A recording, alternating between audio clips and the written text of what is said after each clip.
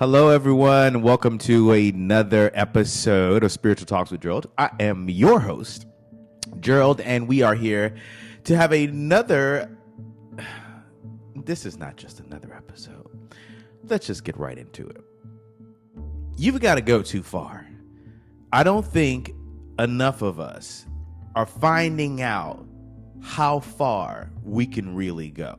And what do I mean by that? Well, Gerald, what do you mean how far? Go. The title of this episode is Go Too Far. You need to go too far. Let's find out how far too far really is. Oh, that seems very difficult. Have you tried? Have you went too far? Have you went so far as to find out if you can do that thing that you've been thinking about? I can't go get my nursing certificate because I have this on and I didn't achieve this. Did you try? Have you went too far to go find out? This is what this episode is about. Let's talk about it. And what do I mean by going too far? Going too far so your kids have access to a beautiful life. Going too far so you can have the husband or the wife of your dream. Going too far. Tapping into another part of yourself that you didn't even know existed. You went too far. This is the season. As summer is approaching and here, right? As I do this podcast, 2023 in June, it's really warm. Summer's here. And it's time for you to heat up your life. I heard a song in my head before I started this podcast. It was by our lovely and wonderful Beyonce. And the song goes, shining, shining, shining, shining, yeah. Are you ready to shine? Are you ready to go so far that you're shining? Come on. Are you shining because you've went so far? Right? Are you shining in your life because you've exceeded your own Listen, you're not competing with nobody. But what you are finding out is, how far can I go? How much can I push myself to go to where I want to go? I want to find out if I can go too far. I want to find out. Do you want to find out? Before you leave this earth, I have a question. Do you want to find out how far you can go? Do you want to go too far and then have to scale it back? Oh, I've been working so hard. All my goals are achieved. Wait. I need to spend time with family. I need to scale it back. Oh my God, everything is happening now with my kids. I need to focus on work. I'll scale it back. But have you went so far to where you've seen the results and now you need to manage it? Gerald, I put so much into work. Now I've got the promotion. Oh my God, I put so much into my kids. Now they're exceed. Now, have you went too far? Have you found out? Because this is the season. Listen, there's a sense of greatness inside of you that as you're listening to this, it's either irritating you slightly or it's exciting you because you've realized I haven't went too far. I haven't tapped into that unbridled, I don't call it aggression, but light energy inside of you. You haven't tapped it yet. You haven't touched it. And there's something that's waiting on you to touch that greatness. There's something that you want to do that's waiting for you to go too far. There's something that's waiting for you. I don't know whether it's a promotion, a wife, a kid that's waiting on you to get it together so you can be more attentive to them and go to school projects and have you gone when was the last time you went the extra mile? Gotta drink my healthy juice on this one. Yeah. When was the last time you went the extra mile? You put in just a little bit more. You did just a little bit more than necessary. You stayed up a little bit later to do the project. You gave a little bit more. When was the last time? And here's why I'm asking that. We know that most people do just enough to get by, just enough to say, I checked the box. How do I know? I'm a box checker. I love to say I did the thing. Love it. Was I there mentally, emotionally, spiritually? I'm learning to be there and not just check the box, right? Yeah. So learning how to tap into that untapped potential that's inside of you, right? Because it's there, right? But you haven't went too far to discover what that is. You got to go too far to rediscover. Right now, it's time for reinventing. I was just listening to some people talk on a podcast about Chat GPT and also AI. And this is a time where you can start to use your mind to discover what's great about you. By finding out what you're curious about, by going too far, right? Go too far, max out, find out what you're curious about again. Go back into the drawing board, go too far into something you love and find out how that feels. When was the last time you dove into something because it made you feel good? And I don't mean something toxic. I mean, when was the last time you did something that made you feel really, really good and it paid off, right? You went too far. And that's a good thing. It's a good thing to find those things that really elevate you and take you to the next level and go too far, right? Because those are things that are serving you and that feed you, right? So don't just go too far in bad things. Listen, when was the last time you worked out so hard you're like, oh my God, like I haven't worked out like that in forever? I work out every day for the most part, right? Every day. I try to take a day off, but mostly I work out every day. And I notice when I don't work out, I really notice. And what I mean by that is most people think that me going to the gym every day is going to, you know what I'm going to say? He's going too far. I mean, Gerald, yeah, don't you think you're going too far every day? And then I look at how healthy I am. I'm about to be 40 in September. I'm not on any medications. Nothing's wrong with me. I'm perfectly healthy. And it's because I go too far. Well, listen, if going too far gets me to where I'm going, then sign me up for the Go Too Far program. Right? When was it? Because going too far for somebody looks like for one person, it looks like torture. To the other person, it looks like I'm headed to my dreams. So I'm going to go too far because I want to make sure that I can get to the next level, right? I'm going to go so far in my health and work out every day because I know I want to be alive to see my daughter get married, my son get married and have kids and be a grandpa. I'm going to go too far in the gym. And again, don't let somebody else's limitations become your limitations. Just because Susan couldn't get the thing at the dental assistant job doesn't mean I didn't. I'll tell you a great story. There was this young lady that I was seeing, and she wanted to. She lived here in Austin, and she says to me she wanted to go to the dental association that was in Austin, and to get some paperwork done. And I said, all right, cool. Well, to get a certificate or something like that. And so she's like, Gerald, there's no way. You can't, that's what she says. You can't just walk up there. You have to have an appointment. You can't just go in there. I said, how do you know that? Because everybody knows that. That's what, I mean, I talk to other people. Everybody knows that. That's what everybody says. I said, so everybody said you can't go up to Austin and get the thing from the dental association. You can't go in there and talk. No, you can't. I said, have you tried that?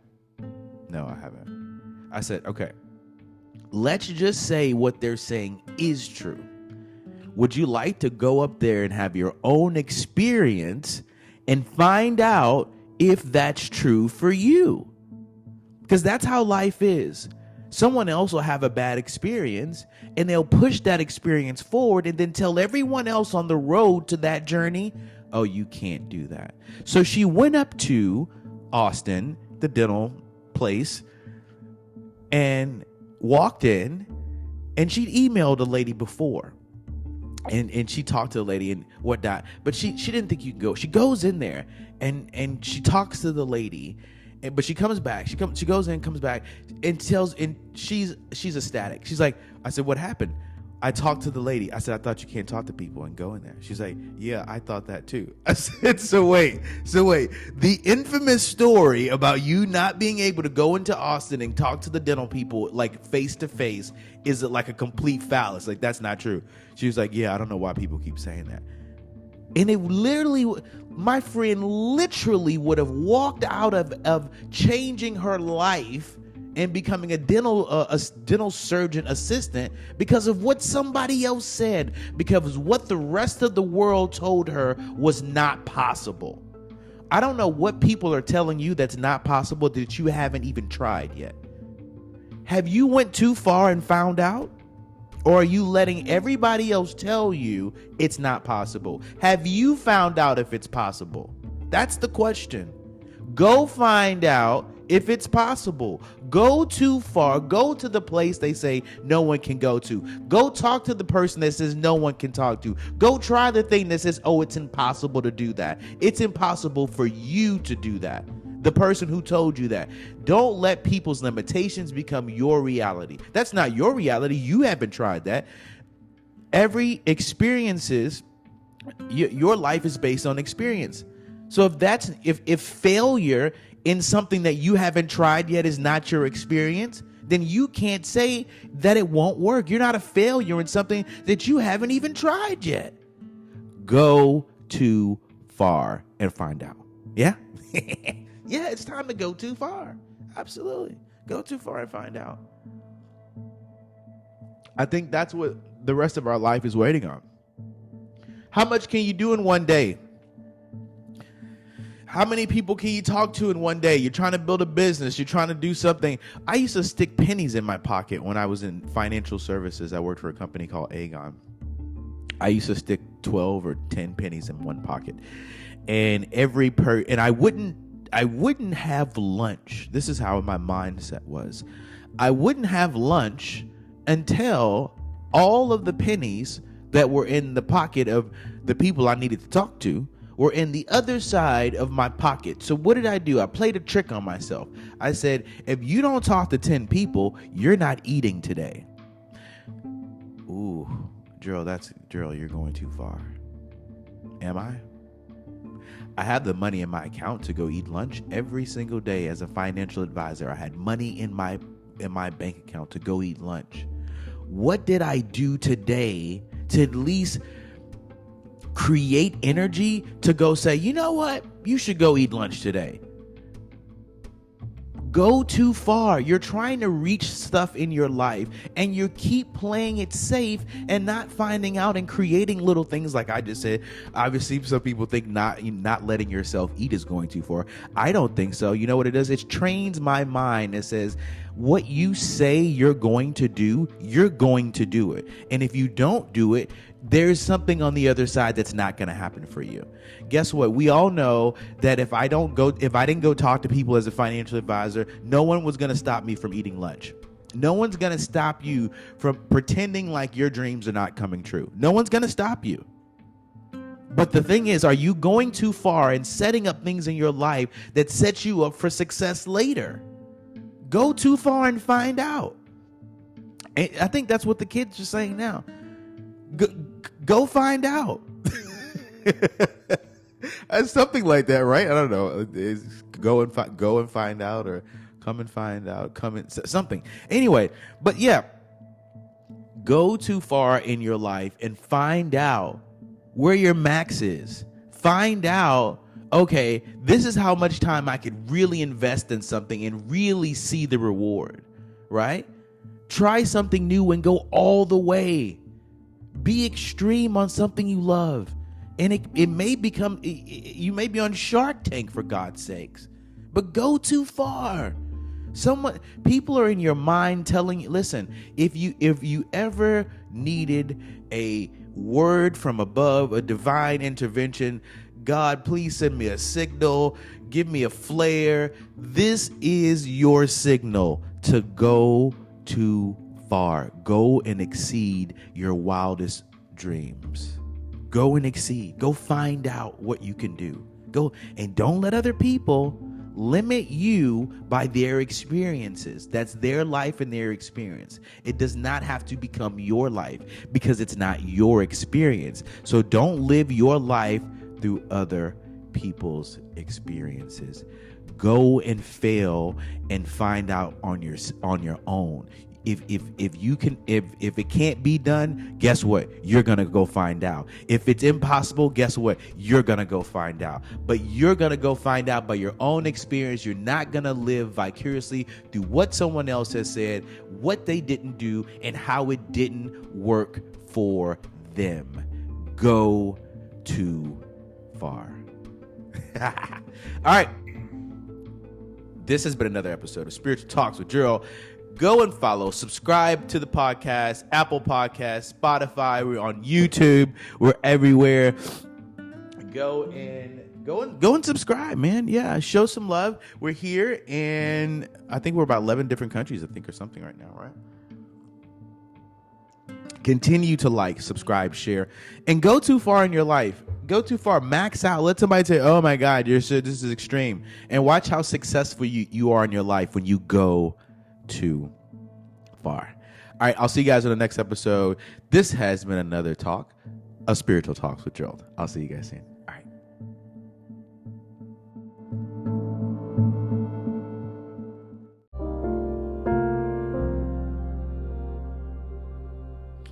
Hello, everyone. Welcome to Spiritual Talks.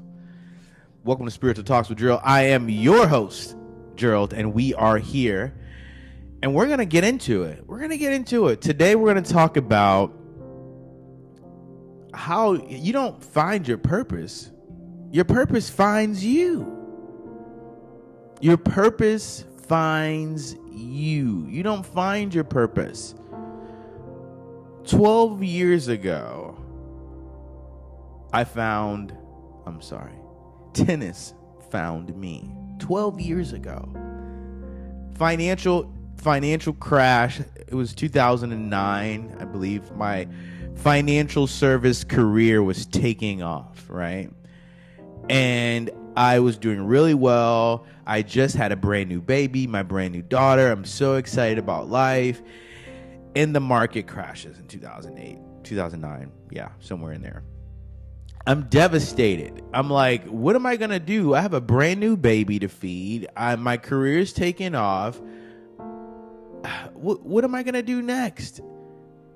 And so I was living in Houston at the time, and I was living in this neighborhood that had like country club type of thing in the back where they had horses and tennis and swimming pools. And what's weird is that I never spent a lot of time back there because I spent a lot of time working. But my wife and child, they knew about it. I didn't know because I just didn't spend a lot of time back there. So here it is. I started taking walks because after losing my financial advisory job in 2009, I had a lot of free time on my hands. so I used to take a walk in the back of the neighborhood. And I would see these older gentlemen playing tennis. Now, I had a athletic background. I was supposed to play in the NFL, injured myself in my knee, and didn't get drafted. So there goes that career, right? I played sports early. I was very athletic. I played everything. Basketball I wasn't really good at basketball, but tried basketball, baseball, football. Didn't try soccer. Never touched tennis. So I'm in the back of the neighborhood, and I see these guys playing tennis, and I've been just watching. I didn't really care much about tennis because I was a football guy. That was my passion. And I started seeing these guys playing, and their wives had brought out food, and it was like a thing. And I'm like, okay, this tennis thing is, these guys are really getting after it. So a couple weeks went by, and every time I'd walk, I'd go and sit because the games were entertaining. And so I'd sit maybe 45 minutes or so. And I started learning tennis, right? I started learning tennis, not physically, but mentally, just, and then one day they asked me, hey, do you want to play? And I said, yeah, I want to play. And so I got up and I played, and they're like, how long have you been playing? And I was like, today. And they're like, what do you mean today? And I was like, well, today is the first time I've ever, and no one laughed after that. And 12 years later, I have a tennis academy, and I'm teaching tennis. Your purpose finds you. I was a financial advisor who just fell tennis found me. I was walking in my neighborhood. And I've taught Olympic gold medalists in tennis in Colorado, in Austin, in Miami, in Houston. I've taught all over, and I've taught in some of the most prestigious places, on the top of high-rise buildings.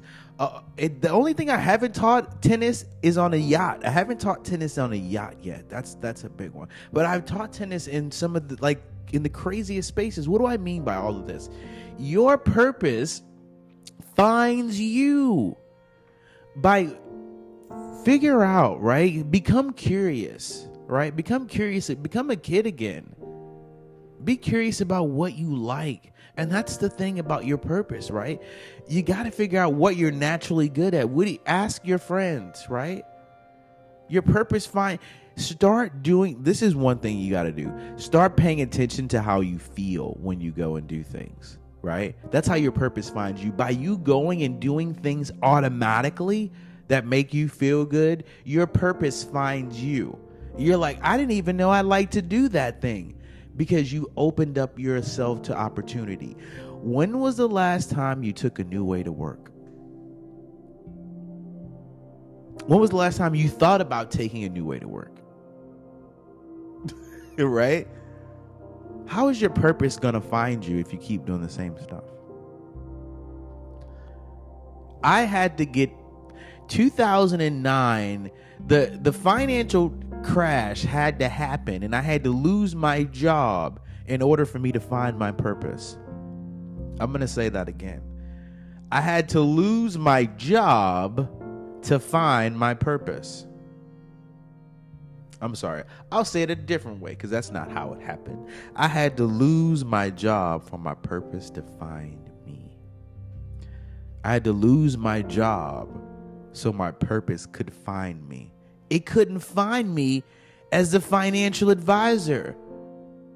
I was off limits. My mind was saturated with financial stuff. So my purpose couldn't find me. I don't know what you're doing right now where your purpose can't find you. You're so mentally bogged down by everything else that doesn't make your soul happy. It makes money, but makes you miserable.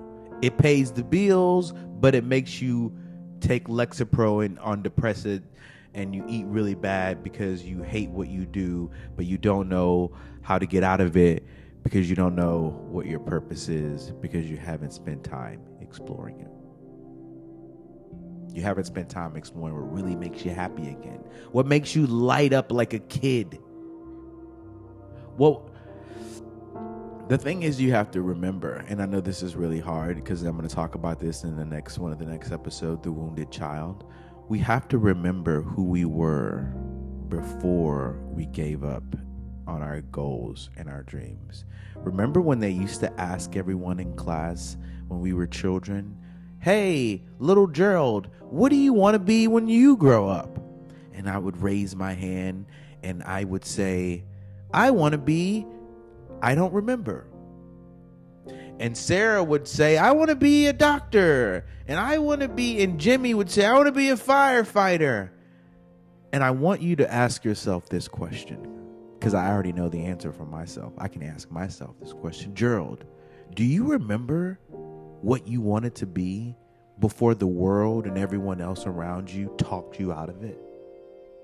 Because I don't remember. Okay, I'll ask you. All right, everyone listening, do you remember as a child what you wanted to be before everyone in the world told you what you should be? Do you remember?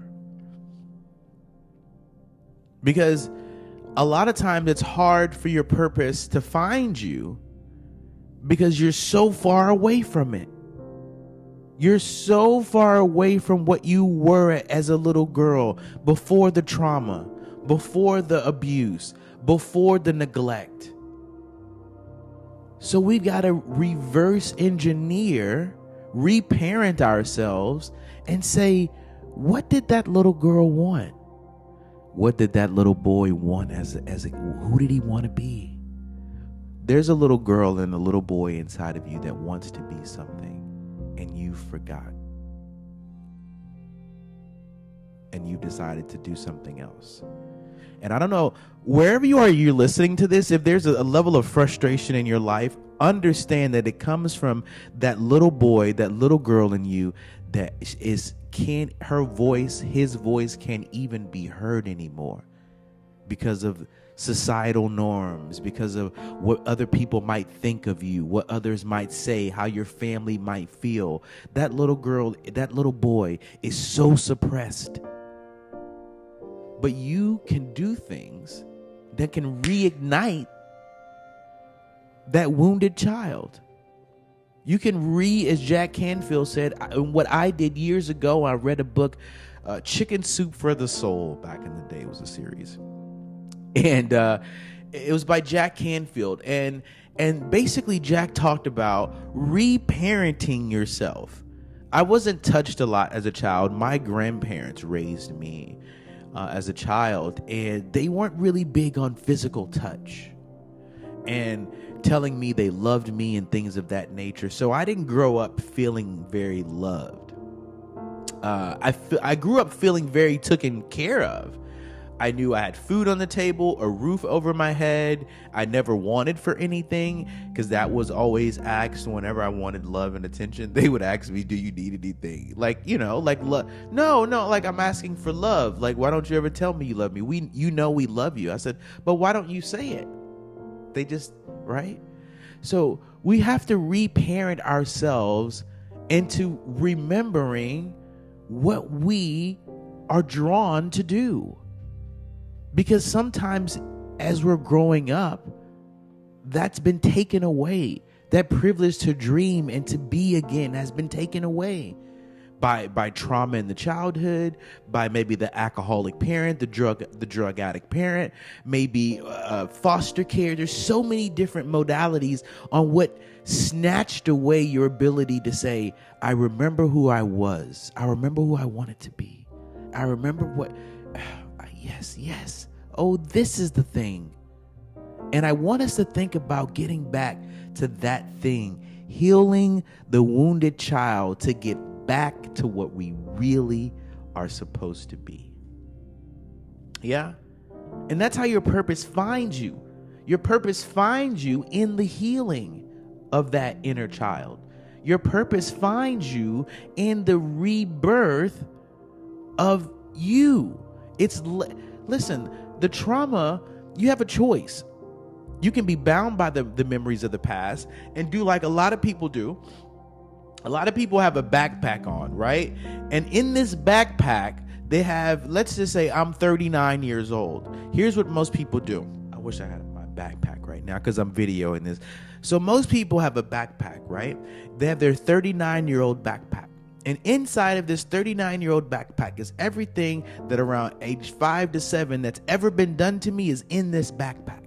And whenever something happens to me, I decide to take all of my wounded memories and pull them out like toys and explain to you everything that's ever happened to me and how it's affected my life now. And this is why I'm overweight. This is why I'm abusive to my wife. This is why I drink too much. This is why I over whatever indulge. This is my 39-year-old backpack is with me everywhere I go because we haven't reparented ourselves and realized I've backpacked 39 years of trauma into 2023.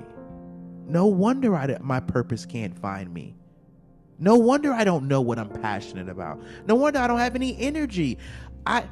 Every time I remember how my dad hit my mom, every time I remember how my mother was abusive, I recall that in my spirit and in my energy, and it takes me back emotionally and physically right there. So I keep for 39 years, my body, your body keeps experiencing that trauma every time you talk about it. Every time you take your 39-year-old backpack out and you take out all of the trauma moments and you tell us about it. And you put your badge on and you say, I'm a survivor. No, you're overcome. You're none of that stuff because that's what happened to you. You're no longer any of that. So take the survivor thing off. Take the victim, all these badges, take it off because it's just you. And you get to find out what's really inside of you by not victimizing yourself with all of the trauma from 39 years of living is in your backpack of experiences. You can take this backpack off whenever you like. Is it heavy, all the trauma? It is. Your purpose can't find you because you're bogged down. It's heavy. Pack light, as Erykah Badu said. It's time to pack light, all right? Let your purpose find you by getting rid and healing the wounded child inside so you can rediscover, reimagine, recalibrate what's inside, okay? All right, so I hope this allows you to see how your purpose can find you, because your purpose can find you, okay? All right, so until next time, this has been another Spiritual Talk with Gerald. Continue to follow us on Apple Podcasts, Spotify, and we're on YouTube streaming this podcast. So some people are audio people, like they're auditorial learners. Some people are visual learners where it's like, I need to see what he is saying. I need to see his words and see his face so I can have a deeper connection. And if you like the podcast, but you want to have a deeper connection with me and see the face-to-face mannerisms and things as I have this podcast, follow us on YouTube as well. Subscribe to the channel. Until next time, I will see you guys. And remember, healing is a journey, okay? All right, I'll talk to you guys soon. And this has been another episode of Spiritual Talks with Gerald. All right, I'll see you soon.